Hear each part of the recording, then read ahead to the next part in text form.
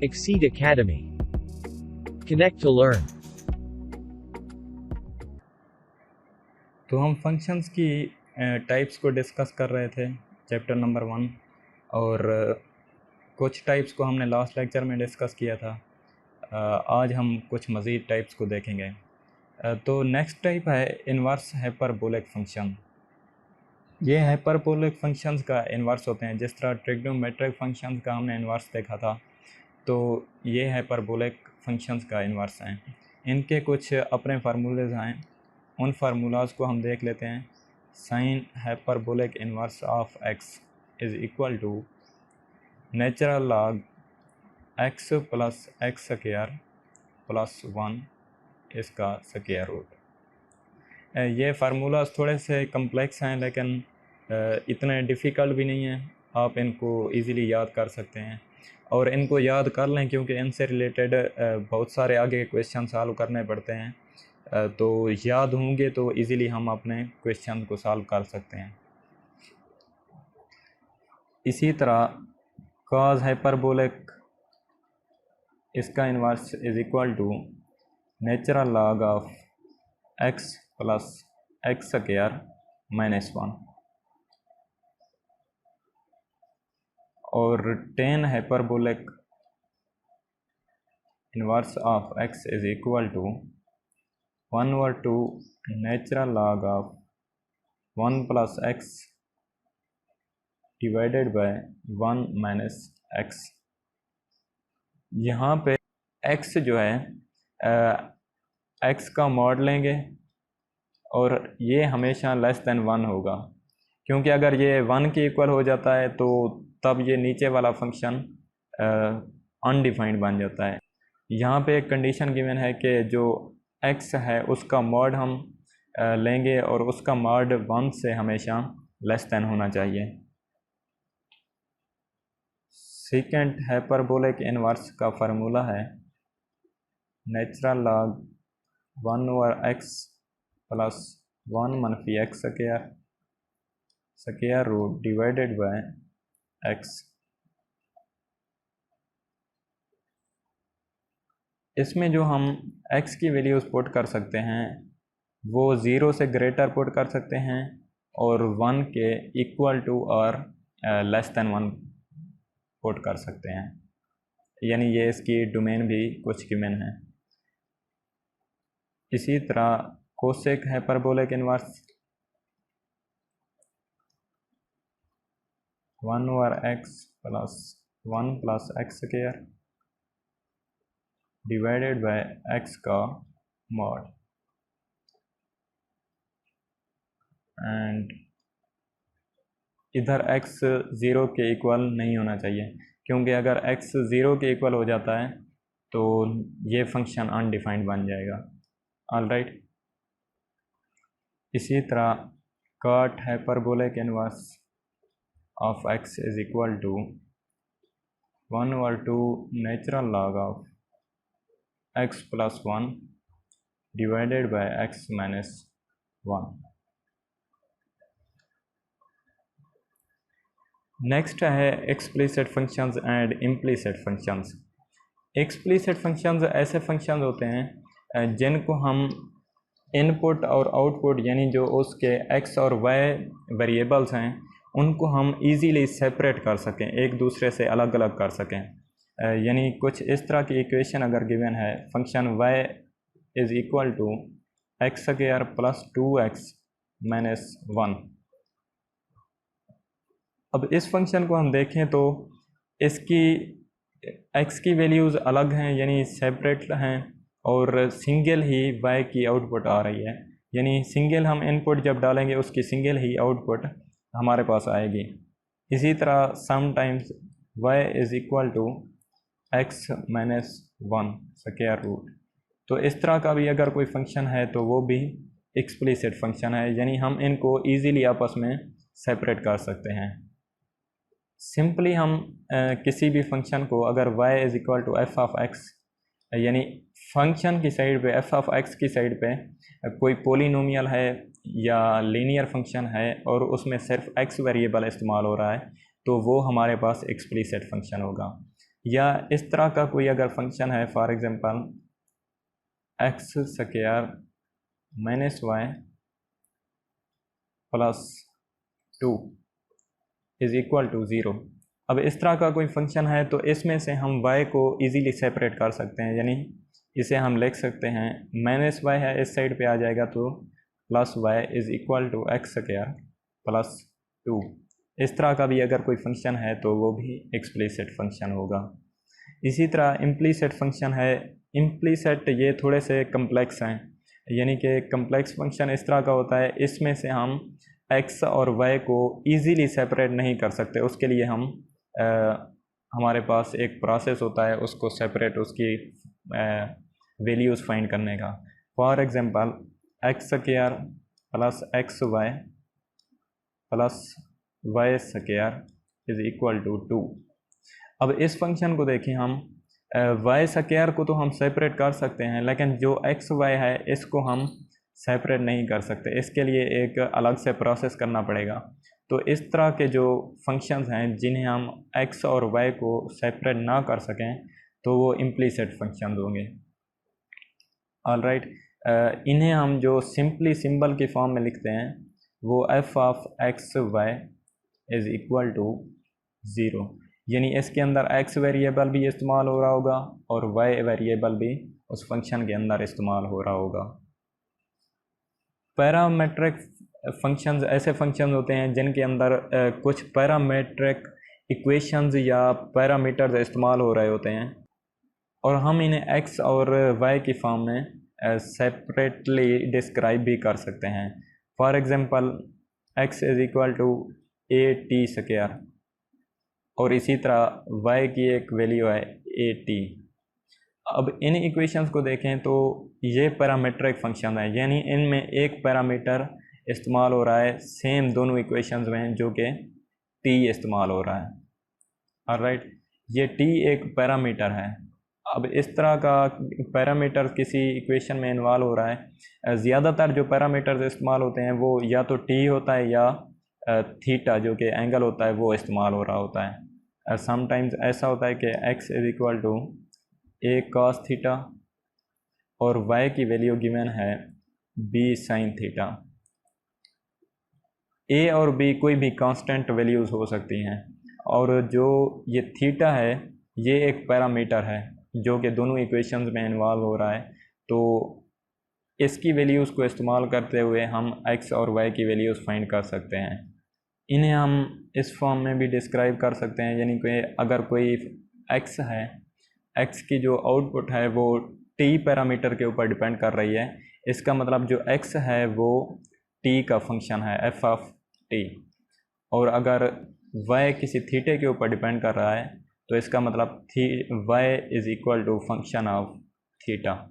तो इस तरह हम उस पैरामीटर के फंक्शन को उसकी आउटपुट की फॉर्म में लिख सकते हैं। इवन एंड ऑड फंक्शंस ये दोनों बहुत इजी टाइप्स हैं, यानी कोई भी फंक्शन अगर गिवन है, for example f of x जो कि y के इक्वल है, अगर हम इधर x को रिप्लेस कर दें माइनस एक्स के साथ तो वो हमारे पास फंक्शन सेम आना चाहिए, यानी f of x equal same ही आना चाहिए, तो हमारे पास एक इवन फंक्शन होगा।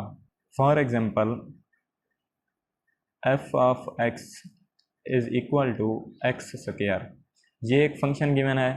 अब इस फंक्शन में हम x को माइनस एक्स के साथ रिप्लेस करेंगे, तो f ऑफ माइनस एक्स को जब रिप्लेस करेंगे is equal to minus x का स्क्वायर। तो माइनस का स्क्वायर है तो ये भी पॉजिटिव ही हो जाएगा, तो ये सेम एक्स स्क्वायर ही रहेगा। इसका मतलब जो f ऑफ x है ये एक इवन फंक्शन है, यानी x को हम माइनस एक्स के साथ रिप्लेस कर रहे हैं तब भी इसकी वैल्यू में कोई चेंज नहीं आ रहा। इसी तरह f of x is equal to cos x, जो cos होता है वो नेगेटिव को पॉजिटिव बना देता है। अगर एंगल के साथ या वेरिएबल के साथ नेगेटिव इस्तेमाल हो रहा है तो वो उसको पॉजिटिव में चेंज कर देता है। मैट्रिक में हमने इन चीज़ों को देखा था। तो f ऑफ x या f of minus x find करते हैं तो ये आएगा cos of minus x and that's equal to cos of x, यानी हमारा फंक्शन सेम ही रहा है। इसका मतलब ये फंक्शंस इवन फंक्शंस हैं दोनों। और ऑड फंक्शन ये है कि फंक्शन के अंदर हम माइनस एक्स को रिप्लेस करें और वो माइनस एफ ऑफ एक्स उसकी वैल्यू आ जाए, तो इस तरह का फंक्शन जो होगा वो ऑड फंक्शन होगा। For example y is equal to sine x, तो इसे हम लिख सकते हैं y is equal to f of minus x, x को माइनस एक्स से रिप्लेस करेंगे and that's equal to sine of minus x. तो साइन, अगर साइन के अंदर एंगल के साथ माइनस इस्तेमाल हो रहा है तो ये माइनस इधर शुरू में आ जाता है, यानी बाहर आ जाता है, तो ये आ जाएगा माइनस साइन एक्स, यानी एफ ऑफ एक्स का माइनस आ गया है। एक और function f of x is equal to x cube, इसको जब हम माइनस एक्स के साथ रिप्लेस करते हैं, f of minus x is equal to minus x का क्यूब, तो that's equal to minus x का क्यूब बनेगा, क्योंकि माइनस का क्यूब जब हम लेते हैं तो माइनस ही रहेगा। तो ये भी एक ऑड फंक्शन ही है। एक चीज़ पे फोकस करें कि जो माइनस के अलावा बाकी वैल्यू आ रही है वो वही सेम फंक्शन की वैल्यू होनी चाहिए। अगर वो सेम नहीं आ रही तो मतलब इवन और ऑड फंक्शन दोनों में से किसी कैटेगरी में नहीं है। फंक्शन से रिलेटेड कुछ एग्जांपल्स को देख लेते हैं। फर्स्ट एग्जांपल है कि पैरामीट्रिक इक्वेशंस गिवन है x is equal to a cos t and y is equal to a sin t। तो स्टेटमेंट ये है कि रिप्रेजेंट करें जो इक्वेशन, सर्कल की इक्वेशन है x square plus y square is equal to a square, ये दोनों जो इक्वेशंस हैं ये इस फंक्शन की पैरामीट्रिक इक्वेशंस हैं। अब इस चीज़ को अगर हमने फाइंड करना है तो x square plus y square है, तो मतलब इन दोनों इक्वेशंस का हम स्क्वायर लेंगे, तो एक्स का जब स्क्वायर लेंगे x square is equal to a का स्क्वायर आ जाएगा और cos t का भी स्क्वायर आ जाएगा, और इसी तरह y का square is equal to a square sine square t।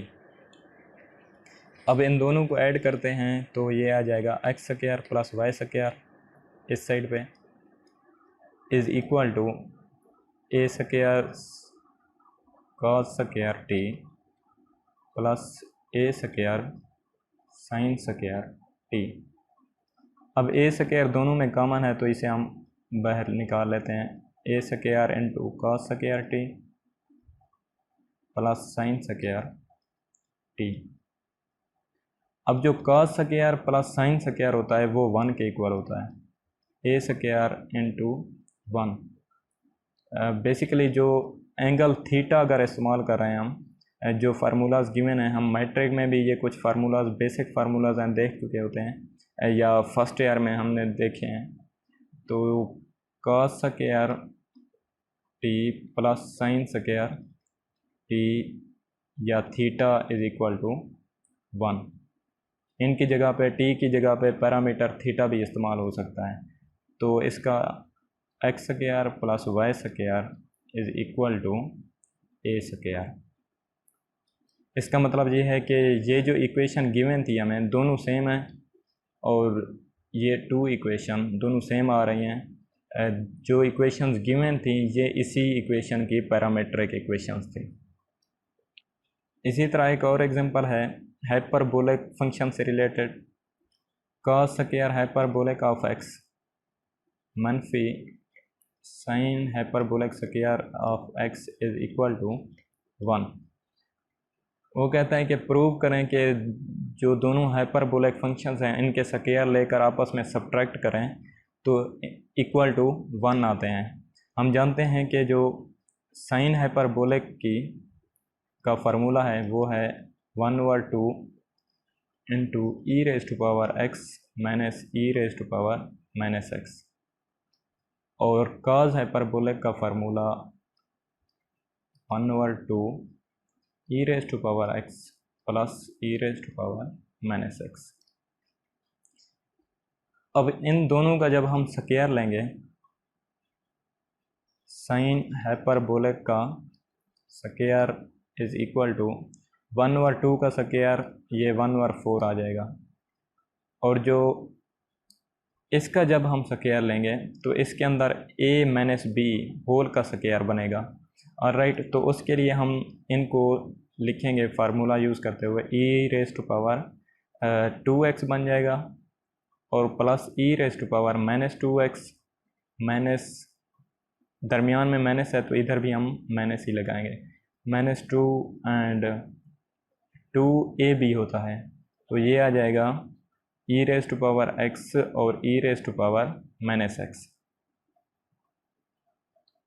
Alright, तो इसे हम लिख सकते हैं 1/4 e raise to power 2x plus e raise to power -2x minus e raise to power -x e raise to power plus x। ये जब आपस में मल्टीप्लाई होंगे तो इनकी पावर ऐड होंगी और पावर इनकी 0 बन जाएगी, तो इसका मतलब इनकी जगह पे 1 आ जाएगा और 2 × 1 इज इक्वल टू 2 बनेगा।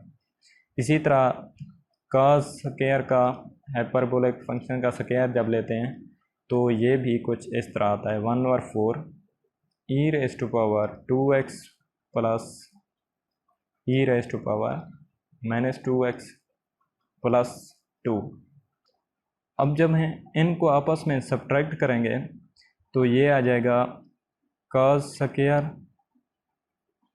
Hyperbolic of x minus sine hyperbolic square of x is equal to, दोनों में 1/4 कॉमन है तो 1/4 को हम बाहर निकाल लेंगे और इधर बचेगा, इनको हम आपस में सब्ट्रैक्ट कर लेंगे, तो ये आएगा e raise to power 2x plus e raise to power -2x और प्लस 2 और आगे माइनस है तो माइनस साइन हाइपरबोलिक के साथ मल्टीप्लाई हो जाएगा, तो ये आ जाएगा minus e raise to power 2x और minus e raise to power -2x and and पे -2 है तो माइनस माइनस ये भी प्लस हो जाएगा।